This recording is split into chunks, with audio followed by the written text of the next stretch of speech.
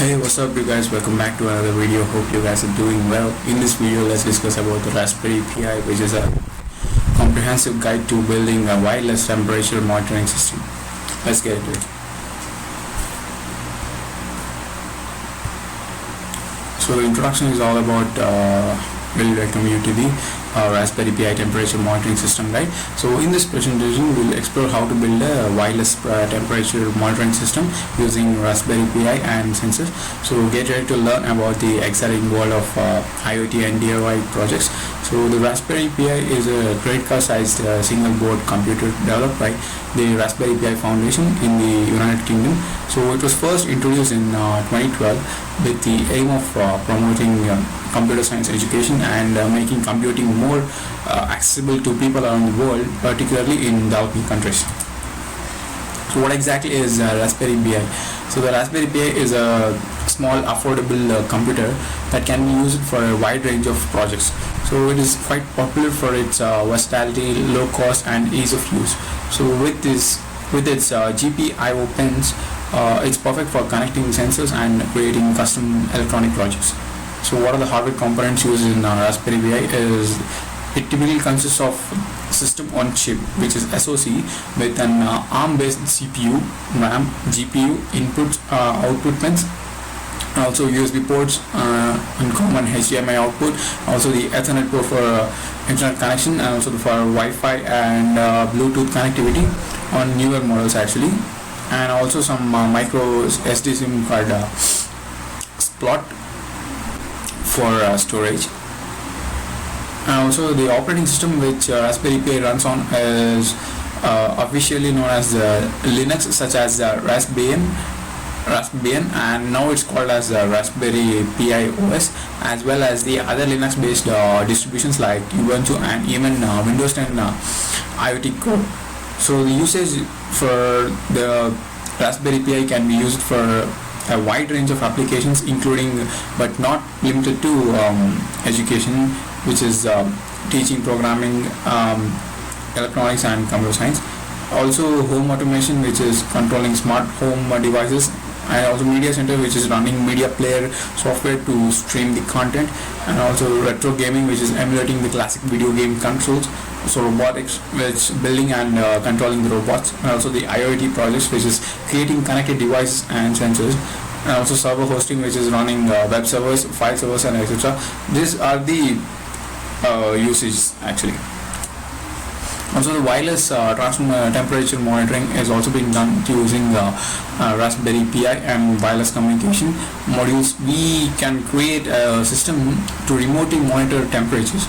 So this allows for real-time data collection and analysis, making it ideal for applications such as home automation, agriculture and industrial monitoring as well. So wireless temperature monitoring with the Raspberry Pi is a popular project that utilizes the Pi's GPIO pins, temperature sensor and wireless connectivity options like Wi-Fi or Bluetooth. So these are the main components which is being used in wireless temperature monitoring. So in order to choose a temperature sensor, there are various temperature sensors compatible with this Raspberry Pi, such as DS18B20 or DHT series. So in that kind of a series, it is actually more compatible to use the temperature sensor, and also choose one based on your requirements and the preferences. So that is a must. First, you have to know what is the requirements and also preferences, and then you have to choose the temperature for which kind of the parameter where you are trying to measure it.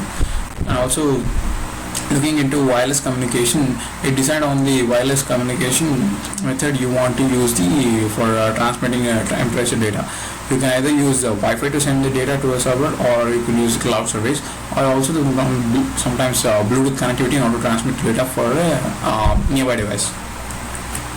And next comes the selecting the appropriate temperature sensors is actually crucial for accurate monitoring, and we'll discuss this different types of temperature sensors, including the digital as well as analog sensors, and also how to integrate with the Raspberry Pi and also send data wirelessly. So the implement the code. What we are going to be doing is we are going to be implementing the code in order to transmit the temperature data wirelessly. So if using Wi-Fi, you can use the libraries like request or MQTT to send the data to a server or IoT platform. If using Bluetooth, you can use the libraries like PyBlues or for Bluetooth communication. And then comes the setting up our Raspberry Pi. So this slide will cover the initial setup for the Raspberry Pi, including installing the operating system, connecting to Wi-Fi, and configuring the GPIO pins, which will come under the Raspberry Pi. We'll also explore the use of Python for programming the temperature monitoring system. So the hardware which has been required for Raspberry Pi is the Raspberry Pi board, which you will also need to choose the model that fits your needs. You will have to know your needs, like what are the measurements that has been done using this Raspberry Pi. And also you should use the micro SD card, which is around 8 GB of storage or maybe more recommended. And also from power supply, which is micro USB for most of the Raspberry Pi models. Also an HDMI cable if you plan to connect to a display in order to look into what actually is going on, and also some keyboard and mouse. And also we'll have to download the operating system. So in order to download the operating system, visit the official Raspberry Pi website or a reputable source to download the desired OS. If you're unsure which OS to use, then Raspberry Pi OS is a good starting point for beginners actually. Then you need to flash the OS onto the micro SD card.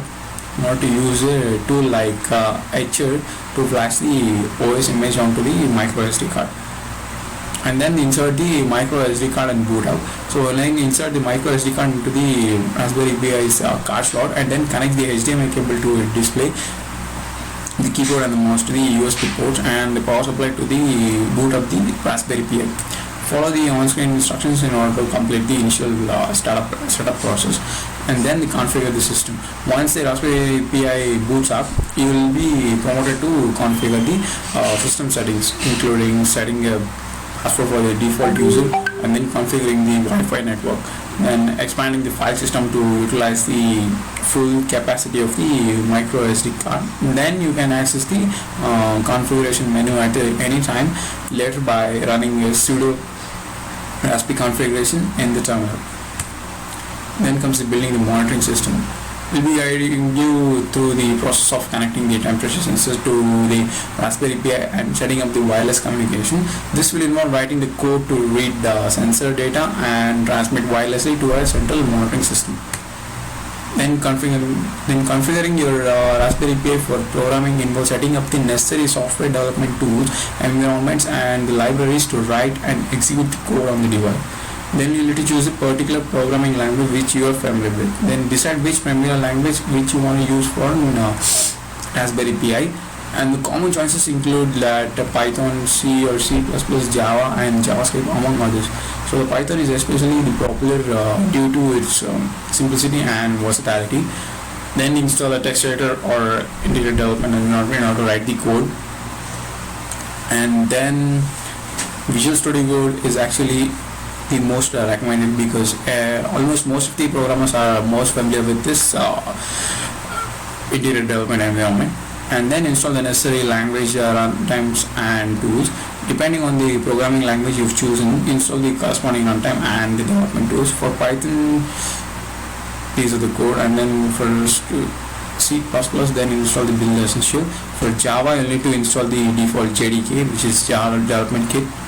For JavaScript, you'll need to install the Node.js Node Package Manager, and then install the additional libraries. Depending on your specific programming needs, you may need to install the additional libraries in order to import the modules to use the methods, built-in methods. Then use PIP for Python package and your distributions package manager for other languages. Then data visualization and analysis. Once the temperature data has been collected, we'll explore the methods for visualizing and analyzing the data using the Raspberry Pi. This will include creating graphs, setting up alerts, and storing data for long-term analysis. Then choose your analysis tool. There are various tools and libraries available for data analysis on the Raspberry Pi, including Python libraries like Pandas, NumPy, and Matplotlib. So these libraries provide functionalities for data manipulation, numerical computations, and as well as visualization. I hope this presentation has inspired you to explore the exciting possibilities of IoT and DIY projects. Thank you.